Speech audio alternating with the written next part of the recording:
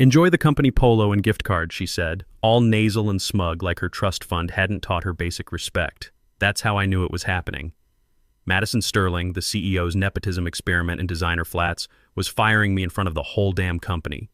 I'm James Reynolds, 45 years old, and I've been building enterprise systems since this kid was learning to drive. 20 years of keeping the lights on, fixing what others broke, and making sure the company actually worked behind all the buzzword presentations. And here I was, getting canned by someone who thought legacy systems was a dirty word. No warning, no performance review, no private conversation. Just bright corporate theater during our quarterly all-hands meeting, right between announcements about the new office kombucha flavors and Q3 burn rate projections. I stood there, hands folded, watching her pretend to read from a script she definitely didn't write herself. James has been a valued member of the Innovex family, she cooed, like she wasn't about to gut me with a smile. But due to evolving technical priorities and our digital transformation initiative, we've decided to move in a different direction. She reached into one of those stupid swag boxes we give to interns and pulled out a company polo shirt. My name was scrawled on the tag in Sharpie like I was a lost and found item. Tucked inside was a $75 gift card to some trendy tech cafe that probably served $8 coffee in mason jars. Oh, she added like she'd forgotten the best part. And unfortunately, your transition package reflects our current optimization framework, so it won't include the standard senior engineer severance. Optimization framework. Lady, I wrote half the systems that made optimization possible around here, but I could feel 48 heads swivel in slow motion.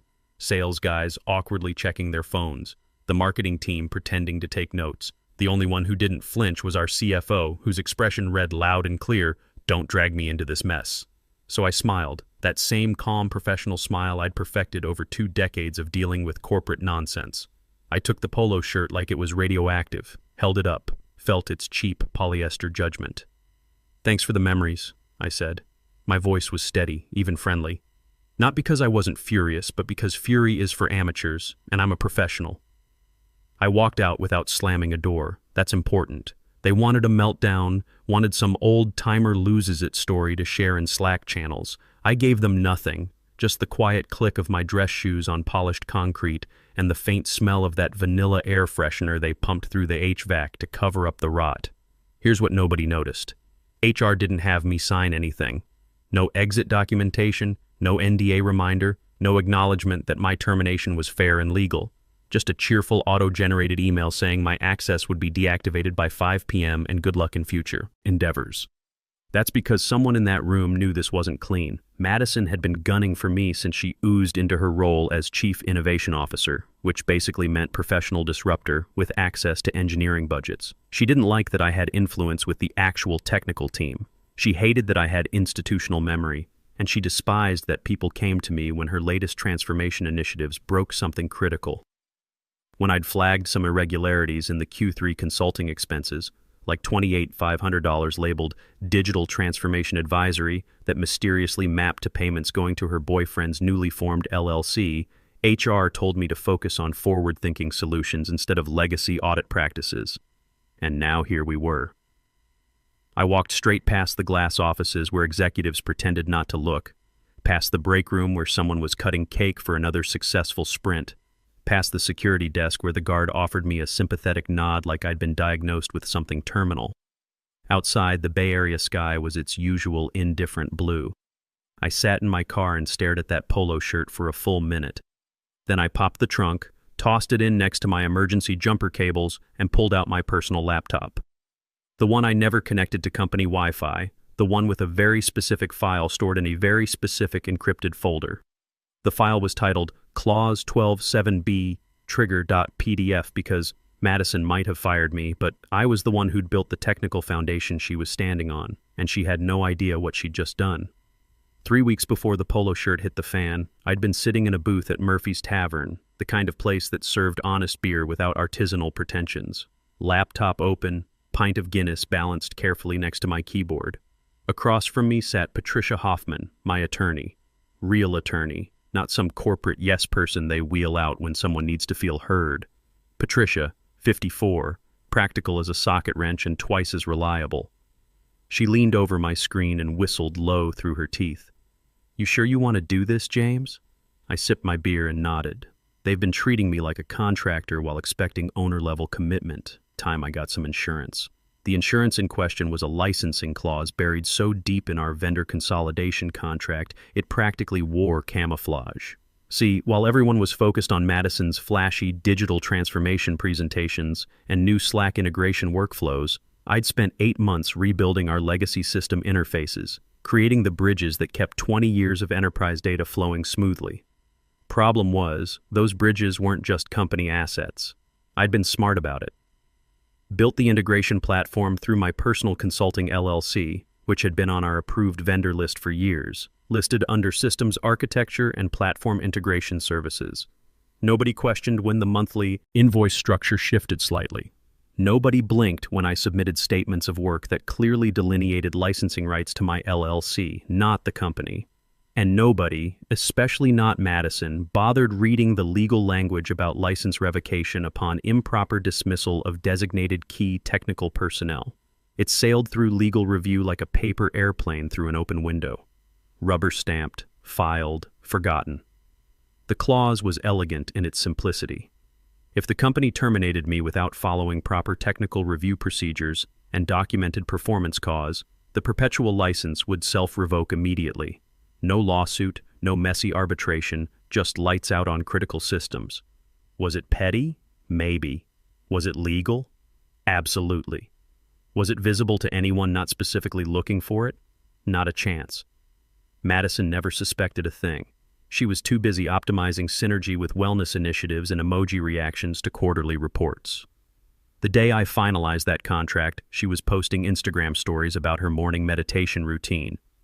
Meanwhile, I was buying digital insurance that could implode her entire fake innovation kingdom. I tested the clause structure with Patricia first, ran it through compliance simulation with our external legal team. Not a single red flag. Everything checked out clean. All signatures legitimate. Even the procurement team, bless their overworked souls, logged it into the vendor management system like it was just another routine service agreement. That's the thing about being quiet and competent. People assume you're harmless. They forget that the quiet ones built the infrastructure they're standing on. After that meeting, I printed exactly 1 copy of the final agreement, stored it in my home safe along with my mortgage papers and insurance policies. The digital version got AES 256 encryption and triple backup, 1 in secure cloud storage, 1 on an encrypted drive in my desk drawer, and 1 on a USB stick hidden inside an old coffee mug in my workshop. I didn't want to use it, understand that clearly. I liked my work, respected most of my colleagues, and believed in what we were building. I didn't love the politics or the way Madison treated vendor budgets like her personal experimental fund, but I loved the systems, the problems, the elegant solutions.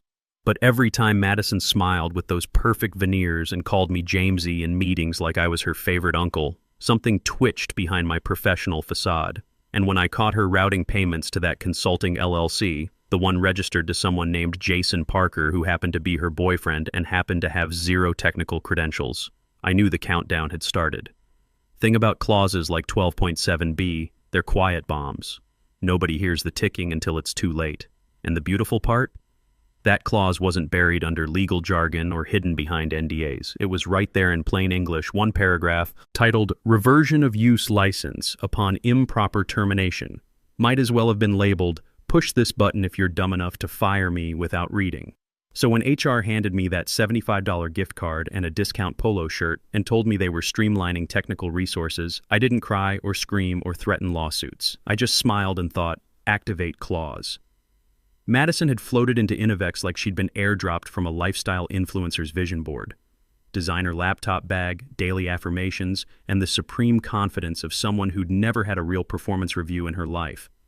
No resume worth mentioning, no track record, just a press release announcing her as Chief Innovation Officer. A role that sounded important, but had 0 accountability. She took over the corner office with motivational posters and essential oil diffusers, then took aim at what she called legacy thinking patterns. It started small. My monthly architecture reports accidentally dropped from meeting agendas. My name removed from critical decision threads in Slack. Budget approvals suddenly required sign-off from her innovation committee, which somehow always included her yoga classmates who'd landed consulting gigs. I'd walk into planning sessions and find my usual seat had been replaced with a yoga ball. Literally. Someone had wheeled out the chair I'd used for 3 years and substituted exercise equipment. Madison didn't attack directly. That would have required spine. Her weapons were passive aggression and buzzword artillery, wielded like a toddler with glitter glue. If I raised technical concerns in meetings, she'd say, "Let's reframe that energy towards solutions." Or worse, I think James's perspective reflects some scarcity mindset patterns. Scarcity mindset. I was trying to prevent system crashes while she was billing $900 for team alignment workshops that were basically drum circles in the conference room. The vendetta was obvious. My competence made her insecurity visible. Every time I calmly explained why her latest initiative would break something critical, like the time she wanted to migrate our entire customer database to a blockchain platform, because immutable records sound super secure, she'd get this tight smile and nod like I was adorable but outdated. So I started documenting everything. Every deleted message, every suspicious vendor payment, every budget anomaly. I created folders, color-coded, time-stamped, backed up to multiple secure locations. I even screen-recorded one video call where she suggested we could improve system performance by manifesting more bandwidth through positive team energy. But I didn't escalate. Not yet. HR invited me to a communication-style alignment session. Just a quick sit-down to bridge generational perspectives, they said. I smiled. A big one. The kind that makes HR people nervous. My communication style is fine, I said. I'm just not compatible with incompetence. Madison didn't want alignment. She wanted elimination. I could see it happening in real time the way she slowly rewrote my contributions in company communications. In the monthly newsletter, she'd talk about modernizing our system architecture like she'd personally redesigned the server infrastructure. She even started taking credit for the integration platform that my claws would soon snatch away like a mousetrap on manicured fingers. One afternoon, she walked past my desk with her phone pressed to her ear, speaking just loud enough for me to hear. "Yeah, James knows the old systems inside and out, but we need architects who understand where technology is heading." I stared at my monitors, smiling so hard my jaw ached. Because the technology train she was driving was headed for a cliff, and I owned the tracks. It was 11:47 p.m. on a Tuesday when I found it. I'd been digging through Q4 budget allocations because something smelled wrong, like milk left in a hot car. We were supposedly over budget on consulting fees, yet several critical infrastructure projects had been mysteriously underfunded. I pulled the raw transaction logs, cross-referenced them against approved purchase orders, then traced the approval chains. And there it was, a series of payments labeled Digital Transformation Consulting Services, totaling $28,500. Recipient, Parker Innovation Solutions, LLC. I blinked, thinking maybe this was some new vendor we'd onboarded through proper channels. I checked our vendor database, nothing. Searched our procurement system, nothing. Just line items with fake vendor codes and timestamps dating back 3 months. I traced the approval workflow. Madison had manually overridden standard procurement procedures, marked the payments as strategic initiative consulting, and routed them through a budget category that didn't require technical team review. Jason Parker, Madison's boyfriend, the same guy who'd been posting LinkedIn articles about disrupting enterprise architecture despite having zero technical background beyond a bootcamp certificate in web design. I printed the transaction report, didn't email it, didn't save it to company systems, just printed it and held it under my kitchen light like evidence of corporate DNA. I didn't act immediately, didn't fire off angry emails or schedule confrontational meetings. Instead, I slipped it into a folder labeled Insurance Policy and set it on my bookshelf next to my technical manuals. Let it marinate, because I knew the sword was coming for me. This just confirmed the blade was sharpened. The next morning, I got called into an informal discussion with HR. The conference room smelled like lavender anxiety and corporate cowardice. Madison was already seated, sipping some kind of oat milk concoction like she'd earned it through actual work.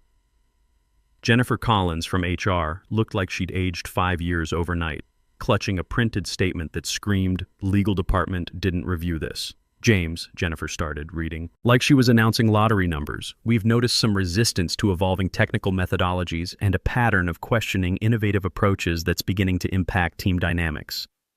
Madison nodded solemnly, like we were holding a funeral for my career. I know this is hard, she added, crocodile tears threatening to spill. But sometimes a fresh technical perspective is exactly what an organization needs. I stared at her for exactly 5 seconds, long enough to watch her shift uncomfortably in her ergonomic chair. Then I stood up. Do I need to sign anything? I asked Jennifer. She panicked. Oh, we'll follow up with digital exit procedures. No immediate signatures required. Perfect. That told me they'd skipped proper legal process entirely. No documentation, no performance reviews, no technical cause analysis. Just resistance to innovation, a vague, cowardly catch-all they tossed around when their real reasons wouldn't survive an employment attorney's scrutiny. I walked out slower this time, not from sadness, just control, like a chess master leaving after checkmate. Back in my car, I opened my laptop and connected through my phone's hotspot. Dragged 2 files into a secure folder.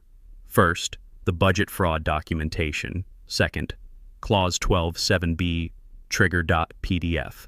I attached the fraud report to an email bound for Patricia with the subject line, Madison's Retirement Fund. The clause document got uploaded to my LLC's private repository with version control and notarized timestamps already authenticated and legally bulletproof. No dramatic speeches needed, no emotional monologues, just cold documentation and a timer quietly counting down. Cutting ties with a company isn't like ending a relationship. With relationships, you delete photos and change your status. With companies, it's surgical. You remove your fingerprints and let their own incompetence come into focus. I didn't update LinkedIn with some fake optimistic, exciting new chapter ahead. Post with coffee shop selfies. No rage posting, no cryptic subtweets about toxic workplaces, just silence. And nothing unnerves a dysfunctional organization more than professional silence. Behind the scenes, Davidson Capital started due diligence for Innovex's Series C funding round. $50 million on the table, contingent on technical stability assessments and operational scalability reviews. Suddenly, every system I'd built, every process I'd documented, every integration I'd architected was under investor microscopes. Except now, there was no me to explain why Vendor Integration Module 7A had a 48-hour lag time unless you knew to restart the scheduler service with coffee break timing. No one to decode the elegant workarounds I'd built to prevent the kind of cascade failures that had plagued our competitors. I watched from my home office. Coffee hot, conscience clear. First, the finance team sent revised revenue projections to Davidson Capital, off by $2.1 million. They blamed API synchronization delays. But the real issue was simpler. They'd never learned my 2-stage reconciliation process because I'd stored the documentation in my LLC's repository, not company systems. Then came the technical unraveling. 4 critical microservices started throwing errors simultaneously. The DevOps contractor Madison had hired after one visioning workshop couldn't troubleshoot the failures because my integration architecture used naming conventions and dependency maps that weren't documented in company wikis. Madison launched a communication offensive. In her weekly video update, she called it a growth optimization phase and claimed the team was reclaiming technical sovereignty. Corporate speak for we have no idea what we're doing, but we're going to brand it like a spa retreat. Meanwhile, performance metrics slipped like ice on concrete. Vendor SLAs missed by hours. Customer onboarding timelines doubled. Support tickets piled up like autumn leaves. The company's net promoter score dropped 23 points in 2 weeks. Madison blamed change resistance and legacy mindset patterns. She actually said this during a company-wide Slack session while wearing a hoodie that read, "Embrace the disruption," which made me chuckle into my evening whiskey. HR tried damage control, calling it a transitional architecture phase. But transitional architecture wasn't the problem. I was the architecture, and they'd fired me without bothering to read the blueprint. Every missed deadline cracked their credibility. Every investor question about system reliability hit like a sledgehammer. And every time Madison opened her mouth to explain the temporary optimization challenges, she pushed a little more dynamite into her father's company foundation. Davidson Capital's technical analysts weren't idiots. They asked pointed questions. When answers came back vague, inconsistent, or routed through 3 different departments with no clear ownership, they started highlighting discrepancies in their due diligence reports. I imagine those investor meetings smelled like desperation and sugar-free energy drinks. It was Thursday, exactly 1 week before Innovex's make-or-break presentation to Davidson Capital when my phone buzzed with an unknown Bay Area number. Normally I let those hit voicemail, but something about the timing felt significant. "Hi, is this James Reynolds?" The voice was tight, lawyerly, nervous. "This is Anthony Brewster, external counsel for Innovex. I was hoping to informally discuss whether you might be available for some time-sensitive technical consultation." His voice had that strained professional quality of someone trying to sound casual while sweating through expensive suits. I let silence stretch until he started breathing audibly. Then, "I appreciate the call, Anthony, but I'm not available for informal anything." He stumbled. "I understand completely. It's just that certain systems you previously managed have developed gaps in documentation. Gaps. Diplomatic language for we're completely screwed." I didn't ask which gaps, I knew. The automated failover protocols I'd built weren't documented in company systems. The vendor API authentication sequences I'd designed to prevent the Tuesday crashes that plagued our biggest client, also undocumented, because they'd terminated me without requesting proper knowledge transfer. Anthony thanked me anyway and hung up, probably to report back that the guy they'd fired for resistance to innovation wasn't interested in saving them from their own stupidity. That evening, I poured 3 fingers of good whiskey, not the cheap stuff, the bottle I'd been saving for a significant life transition, and pulled the manila folder from my file cabinet. Inside, 1 sheet of heavyweight paper, my LLC letterhead, properly dated and notarized. Title: Formal Notification of License Revocation per Clause 12.7b. The body text was simple, professional, devastating. Due to my termination without cause, technical review, or documented performance justification. This letter serves as official notice that all licensing rights to the following systems and platforms have been revoked in accordance with Clause 12.7b of the agreement between Innovex Solutions and Reynolds Technical Systems, LLC. Access authorization terminated as of this letter's timestamp. I slipped it into a certified mail envelope addressed to every board member, CEO included. No email copies, no digital delivery receipts. Paper, physical, legally unambiguous. Then I scheduled courier delivery to hit Innovex's main office first thing Friday morning. Not a bomb, a mirror, a painfully accurate one. The Davidson Capital conference room was all glass and ambition, 31 floors above the bay with panoramic views that probably cost more per month than most people's salaries. It was Innovex's moment of truth, the Series C presentation that would either launch them into the major leagues or expose them as a house of cards. Madison had dressed for coronation. Navy blazer, designer heels, and a water bottle with hourly motivational timestamps like crushing it and visionary mode activated. Her presentation deck probably had more animations than a Pixar movie. "Thank you for this opportunity," she began, clicking her remote like she was hosting a TED Talk. "At Innovex, we don't just build systems, we architect digital transformation." That line made Walter Davidson, the lead investor, raise an eyebrow. For venture capitalists, that's basically a full-body cringe. The presentation rolled on, growth projections, market penetration charts, buzzword density approaching maximum legal limits, scalable innovation infrastructure, AI-driven customer success paradigms, blockchain-enabled trust frameworks.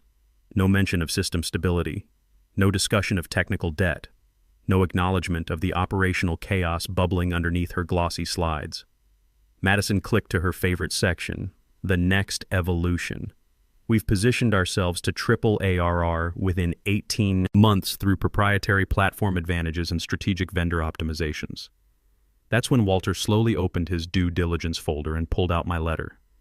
He read silently for 30 seconds that felt like 30 minutes. The room went library quiet. "This document states that your core infrastructure licensing was revoked last Friday," Walter said, calm as a heart surgeon. "According to Clause 12.7b, termination of James Reynolds without technical review invalidated your right to operate the systems your platform depends on." Madison's face cycled through confusion, panic, and desperate calculation. "This is just a technicality." "No," Walter cut her off. "This is ownership. What you've shown us today is vaporware built on revoked licenses." Richard Sterling, pale and sweating, finally found his voice. "We can fix this. We'll negotiate." "With what leverage?" Walter closed the folder with deliberate precision. You fired the man who built your foundation and didn't bother reading the contract. He stood, straightened his jacket. Davidson Capital doesn't invest in companies that don't own their own products. The room erupted after he left, voices overlapping, someone throwing a pen, Anthony frantically flipping through contract binders searching for loopholes that didn't exist. And Madison? She spun toward the board like a broken compass. We can sue. We'll claim he sabotaged us. But nobody was listening. They were too busy calculating how much her innovative leadership had just cost them. I wasn't there to see it personally, but Patricia filled me in later over coffee. The company folded within 6 months. Madison's father quietly retired to avoid further embarrassment. Most of the technical team found better jobs with companies that respected experience. As for me, I took that acquisition offer, the one that arrived in my inbox 2 hours after Davidson Capital walked away. Turns out, when you build something valuable and document it properly, people notice. Sometimes the best revenge isn't dramatic confrontation. It's just being right, being prepared, and letting incompetence expose itself. The quiet ones, we don't just build the infrastructure, we make sure it's protected.